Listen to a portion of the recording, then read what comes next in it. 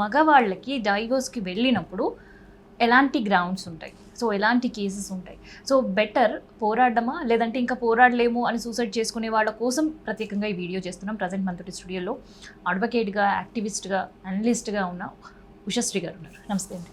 నమస్తే. సో చాలా ఒక పెయిన్ఫుల్ అనిపించింది నాకు.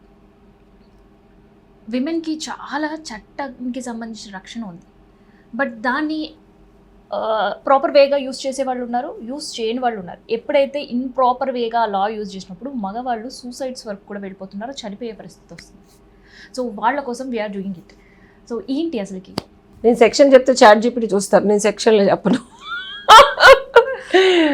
చాలా మంది నీకు చెప్పారో లేదో తెలియదు, ఒక సెక్షన్ ఉంది, ఒక వెసులుబాటు ఉంది. నేను ఫస్ట్ చెప్పిన సినారియోలో అబ్బాయికి నేను ఇదే వేసి వైఫ్ నుంచి మెయింటెనెన్స్ అడిగా.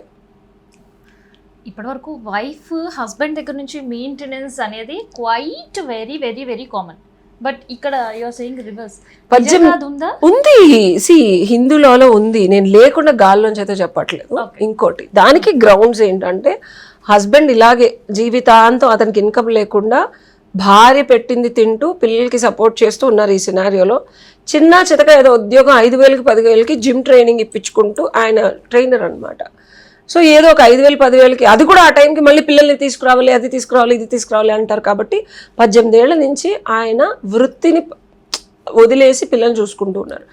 ఆ కేసులో ఆ సినారియోలో వేశాను నేను మెయింటెనెన్స్. ఆవిడకి 2.5 లక్షలు వస్తుంది. ఈయనకున్న 5,000 కూడా ఒక్క క్లయింట్ కూడా వదిలేశాడు ఈ గోలకి. ఈవిడ 498లు ఇవన్నీ వేసి ఇతని మీద ట్రైనింగ్ తీసుకునే అతను కూడా వదిలేశాడు. So he has zero income. In that case men can claim a maintenance from his wife. ఇంకోటి, మా ఆస్తులు ఏమీ లేవు, మాకేం లేదు, మీరు దొంగతనంగా ఉద్యోగాలు చేస్తూ మీరు వైఫ్ మీద మెయింటెనెన్స్ చేస్తే మళ్ళీ మిమ్మల్నే, ఎందుకంటే సుప్రీంకోర్టు లేటెస్ట్ జడ్జిమెంట్లో అబ్బాయి దగ్గర ఏం లేవు, ఆస్తులు ఏం లేవు, ఇన్కమ్ కూడా 5,000 10,000 ఏదో చూపించాడు. కానీ the court, Supreme Court has taken నీ ఇన్స్టాగ్రామ్ పేజ్, నువ్వు ట్రావెల్ చేసిన ప్లేసెస్, నువ్వు డ్రింకులు తాగుతుంది పెట్టేసుకుంటారు కదా, కార్ నా పేరు మీద లేదు కానీ నేను లగ్జరీ కార్లో తిరుగుతాను, ఆ ఫోటోలు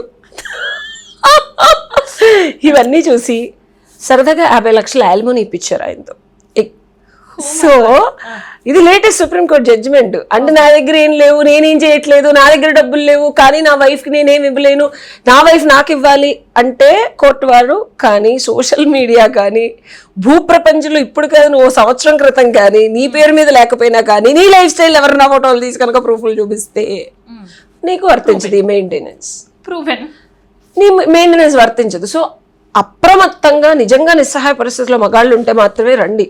ఈ గ్రౌండ్ ఉంది కదా అని చెప్పి మెయింటెనెన్స్ అన్ని పక్కన వాళ్ళ మీద ట్రాన్స్ఫర్ చేసేసి, గర్ల్ ఫ్రెండ్స్ మీద ట్రాన్స్ఫర్ చేసేసి మా దగ్గర ఏం లేవంటే కుదరదు. మీరు రోజు పనికి వెళ్తూ ఉంటారు కదా, అపోజిషన్ వాళ్ళు పిచ్చోళ్ళు కాదు. సో ఈ గ్రౌండ్ వర్తించాలంటే నిజంగా మీరు ఆ నిస్సహాయ పరిస్థితుల్లో విమెన్ దగ్గర మెయింటెనెన్స్ క్లెయిమ్ చేయాలనుకునే మగాళ్ళు, మీకు అసలు ఎక్స్పెన్సెస్ కూడా లేవు, కోర్టు వారి ఖర్చులు కూడా లేవు అనే దుస్థితిలో ఉంటే డెఫినెట్గా రండి. ఆ కోర్టు ఖర్చులు కూడా మనం భార్యని అడగటానికి కావాల్సిన సెక్షన్స్ ఉన్నాయి. హిందూ మ్యారేజ్ యాక్ట్ గురించి మాట్లాడుతున్నాం, no talking about anything else. Women ఎక్స్క్లూజివ్గా వర్కింగ్ విమెన్ అనేది లాస్ట్ 15 years నుంచి చూస్తున్నావా? అండ్ ఇప్పుడు అంటున్నాను కదా, సుప్రీంకోర్టు ఇచ్చిన లేటెస్ట్ అప్డేట్ ప్రకారం మగవాళ్ళు కూడా అంట్లు తోమాలి, బట్టలు ఉతకాలని నేను చెప్పను, కానీ వచ్చిందా లేదా?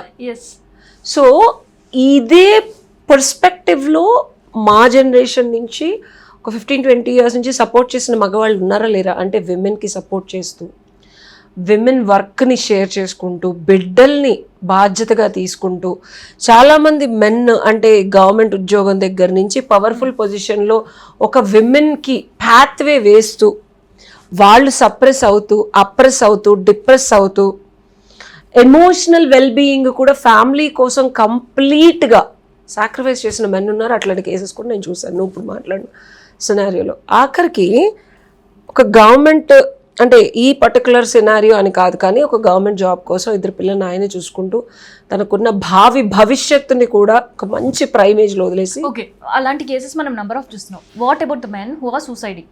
వాళ్ళకి ఎలాంటి గ్రౌండ్స్ ఉన్నాయి? అదే చెప్తున్నా. ఆ అబ్బాయి 18 ఏళ్ళు వైఫ్కి అంతా చేసిన తర్వాత ఇల్లు కట్టుకొని తన పేరు మీద పెట్టుకొని పిల్లలు కూడా హస్బెండ్కి రివర్స్ అయిపోయి 15-20 వేలు జీతం వచ్చేలాగా అబ్బాయి ఉంటే 2.5 లక్షలు వచ్చేలాగా అమ్మాయిని తీర్చిదిద్దిన తర్వాత ఇప్పుడు అబ్బాయి మీదనే ఇంట్లోంచి బయటకు పంపించేసి వాళ్ళ తల్లిదండ్రులను కూడా బయటకు పంపించేసి ఆ అబ్బాయికి డివోర్స్ నోటీస్ పంపించి ఎలాగా 498 పెట్టి మరి నన్ను తిట్టాడు కొట్టాడని. ఆయన అమాయకపు చక్రవర్తి, అమాయకంగానే ఉంటారు అబ్బాయిలని నేను అన్ను, కానీ అలా ప్రేమగా అంటే ఈ సినారియో తీవ్రమైన స్థాయి. నార్మల్గా కూడా వీళ్ళు ఉద్యోగం చేసుకుంటూ అమ్మాయికి సపోర్ట్ చేసిన తర్వాత ఇంకో బెటర్ అబ్బాయి దొరికాడని బిడ్డల్ని కూడా నువ్వే తీసుకో అని చెప్పి ఇంకొక బెటర్ అంటే జర్నీ స్టార్ట్ చేసినప్పుడు ఇద్దరు ఈక్వల్ ఉన్నారు. ఈ అమ్మాయి ముందుకు వెళ్ళిపోయి ఇతనితో కాకుండా ఇంకొకరితో సత్సాంగత్యంలో ఉండి వదిలేస్తే నేను ఇంత సపోర్ట్ చేసినందుకు నా భార్య నాకు కావాలి, లేదా నా టైంకి కూడా విలువ కట్టి నాకు డబ్బులు యాలిమోనీ ఇవ్వని అడగచ్చని నువ్వు అనుకుంటున్నావా హస్బెండ్స్? అలాంటి పాసిబిలిటీస్ ఉన్నాయి. ఎస్, అడగచ్చు. Men also can claim for alimony from women. But వాళ్ళు ఇందాక ఫస్ట్ చెప్పిన సినారియోల లాగా వర్కింగ్ ఉండకూడదు. So they should prove that they have actually done all this things. And ఇంకా గ్రౌండ్స్ ఏంటంటే మనం అంతకుముందు కొన్ని పాయింట్స్ డిస్కస్ చేసుకున్నాం.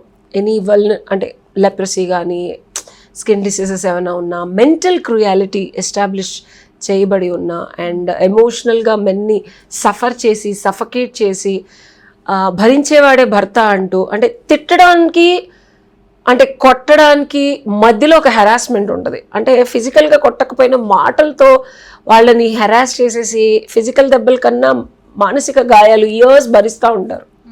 వాళ్ళు ఏం చేయాలో తెలియక నువ్వు చెప్పినట్టు చచ్చిపోతారు. వాళ్ళకి నేను గ్రౌండ్స్ చెప్తాను. ఇప్పుడు నీ భార్య నీ మాట వినకుండా ఎవరితోనో వెళుతోంది, జనరల్ గ్రౌండ్స్ చెప్తున్నా, ఓకేనా?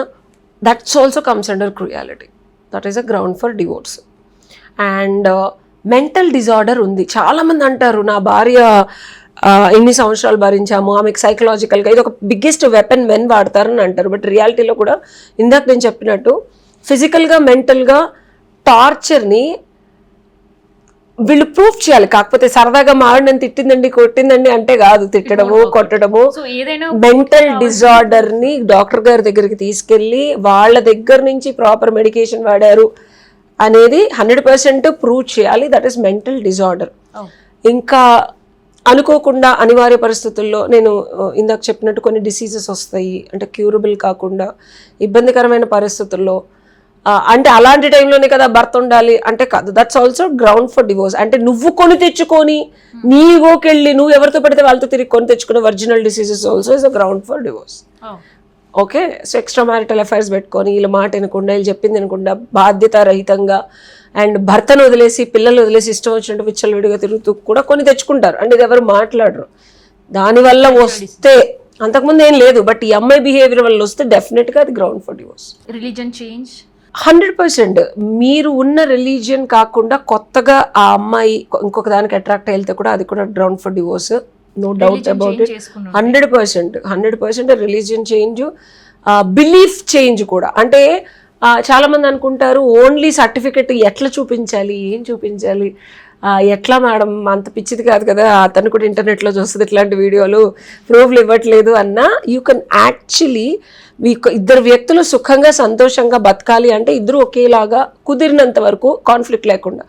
సో నీ నమ్మకాలని నీ పద్ధతుల్ని మీరు ఆల్రెడీ కలిసి ఉండి కొన్ని సంవత్సరాల తర్వాత అమ్మాయి వెళ్ళిపోయినా ఇదే నువ్వు కన్సిస్టెంట్గా ప్రేయర్స్కి వెళ్ళటమో లేకపోతే నువ్వు చెప్పిందో నువ్వు పద్ధతో కాకుండా ఇంకో దానికి నువ్వు ప్రూఫ్లు క్రియేట్ చేయాలి.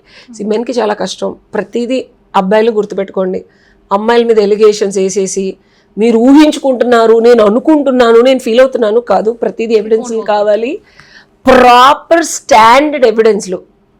ఆర్ఎంపీ డాక్టర్ వెళ్ళి ఇట్లా రాస్తే అవ్వదు.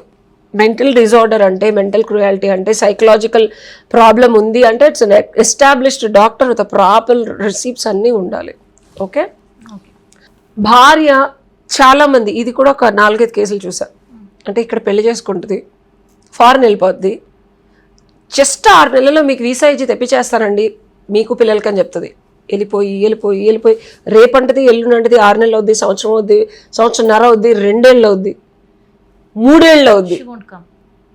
వచ్చినా సరే హాయ్ అంటది, తర్వాత మళ్ళీ బాయ్ అని వెళ్ళిపోద్ది, మిమ్మల్ని తీసుకెళ్దు. ఇలాంటి భర్తలు ఉన్నారా లేదా? వాళ్ళకి ఆ అమ్మాయి కనుక మిమ్మల్ని వదిలేసి more than 2 years వెళ్ళిపోయిందంటే కాంజుగల్ రైట్స్కి వేసుకోవచ్చు. ఫస్ట్ ఏంటంటే నా భార్య నాకు కావాలి, నాతో ఫిజికల్గా ఉండాలి అని చెప్పి మనం లీగల్గా కాంజుగల్ రైట్స్కి మనం దాఖలా చేసుకోవచ్చు కోర్టు వారికి. ఆ అమ్మాయి రాలేదనుకో, దట్ ఈస్ అగైన్ నీకు ఒక ప్రూఫ్ ఉంటుంది. ఏం మాట్లాడుతున్నావు, నేను 2 ఏళ్ళు వెళ్ళిపోవడం ఏంటి, అదిగో మధ్యలో వచ్చాను, హాయ్ చెప్పాను, బాయ్ చెప్పాను అంటే మళ్ళీ. So this is application of law. Grounds ఏముంది, చాట్ జీపీటీలో కొడితే మీరేనా వస్తారు. సో దీన్ని ఎలా మనం పరిపక్వతగా మనం దాన్ని యాక్సెప్టబుల్, కోర్టు వారు దీన్ని గ్రౌండ్గా తీసుకోవాలి అంటే ఇలా చేయాలి. సో నీ భార్య వెళ్ళిపోయింది మేడం, ఏముంది వెళ్ళిపోయింది మేడం, డివోర్స్ చేసేయండి వచ్చేస్తుందా అంటే అవ్వదు. మీరు అనుకున్నట్టు చాట్ జీపీటీలో కొడితే అట్లా అవ్వదు. సో వెళ్ళిన తర్వాత మనం అడగాలి, అమ్మ రామ్మ, కాపురానికి రామ్మ, భర్తగా నేను పిలుస్తున్నానమ్మా అని చెప్పి ఫోన్లు చేసి అడిగితే కాదు, కాంజుగల్ రైట్స్కి వేస్తే అమ్మాయి రాను అని డినై చేస్తే డెఫినెట్గా మనం ప్రూవ్ చేస్తూ ఉంటాం. ఇదిగోండి మేము అడిగామండి జడ్జి గారు, మాకు రాలేదు, మరి ఏం చేయం. సో 2 సంవత్సరాలకు మించి కనుక అదర్ కంట్రీ వెళ్ళిపోయినా, కాపురానికి రాకపోయినా, నీ ఇంట్లోంచి వదిలేసి ఆ పక్కింట్లో ఉన్నా అంటే వెళ్ళిపోయినట్టుగా, నీకేమీ కనెక్షన్ లేకపోయినా, అంటే దూరాతి దూరం వెళ్ళక్కర్లా. చాలా మంది అమ్మాయిలు ఏం చేస్తారంటే పక్కన ఉండరు, వాళ్ళ అమ్మోళ్ళ ఇంటికి వెళ్ళిపోతారు, వేరే వర్క్ లొకేషన్కి వెళ్ళిపోతారు, ఫోన్స్ అవాయిడ్ చేస్తారు, వాట్సాప్ మెసేజ్లు అవాయిడ్, ఇవన్నీ ప్రూఫ్లు పెట్టుకోవాలి మీరు. ఈ ప్రూఫ్లన్నీ పెట్టుకొని, అంటే ఇదేంటి మేడం పెళ్ళం మళ్ళీ రావాలని కోరుకుంటూ కాంజుగల్ రైట్స్కి ఈ ప్రూఫ్లన్నీ వాయిస్ రికార్డులు పెట్టుకోమంటారు ఏంటి మేడం అంటే, మరి ఫ్యూచర్లో మీరు మీ ఎస్టాబ్లిష్డ్ ఫ్యాక్ట్స్ చూపించుకోవాలి కాబట్టి పెట్టుకోవాలి. Should be in the safe. ఎప్పుడైనా కీడించి వేలంచాలి, వైఫ్ అన్నా అవనివ్వండి. రేపొద్దున మీ మీద DVCలు 498 వేస్తే భగవంతుడి ముందు ఎలా అయితే మనం భక్తితో వినమ్రతతో చెప్పుకుంటామో, జడ్జి గారి ముందు ఇదిగో చూడండి 498 వేసింది, ఇలాంటివి విపత్కరమైన పరిస్థితులు తీసుకొచ్చి ఆడవాళ్ళు కూడా ఉంటారు. వీళ్ళే వెళ్ళిపోయి వీళ్ళే 2 సంవత్సరాలు రాకుండా ఉండి ఎదురు 498 వీళ్ళు వాపోతా, ఇదేంటి మేడం 2 ఏళ్ళ క్రితం వెళ్ళిపోయి ఇప్పుడు 498 ఏంటి మేడం, మేము ఎక్కడ కొట్టాం మేడం, మేము ఎక్కడ తిట్టాం మేడం అంటే అట్లా కుదరదు, మీరు ముందు వేసుకోండి. అందుకే అబ్బాయిలకి నేను చెప్పింది, నా దగ్గరకు వస్తే ఎవ్రీ కేస్ ఇస్ డిఫరెంట్ అమ్మ. గ్రౌండ్స్ ఇలాగ ఉన్నా సరే వాళ్ళు ప్రూఫ్ లేకపోతే పెట్టుకోమని చెప్తా. ఎందుకంటే వాళ్ళకి ఏం కావాలి, డివోర్స్ కావాలా, వైఫ్తో కలిసి ఉండాలని అడుగుతా. డివోర్స్ కావాలంటే ప్రూఫ్లు పెట్టుకోండి, వైఫ్తో కలిసి ఉండాలి అంటే నేను కాంప్రమైజ్ అన్నా మాట్లాడతా, లేకపోతే అట్లీస్ట్ మనం కాంజుగల్ రేట్ చేసి బాబా అమ్మ అని అడుగుదాం. So these are the 2 options. 2 కానప్పుడు divorce, ground for divorce, established evidence. Okay.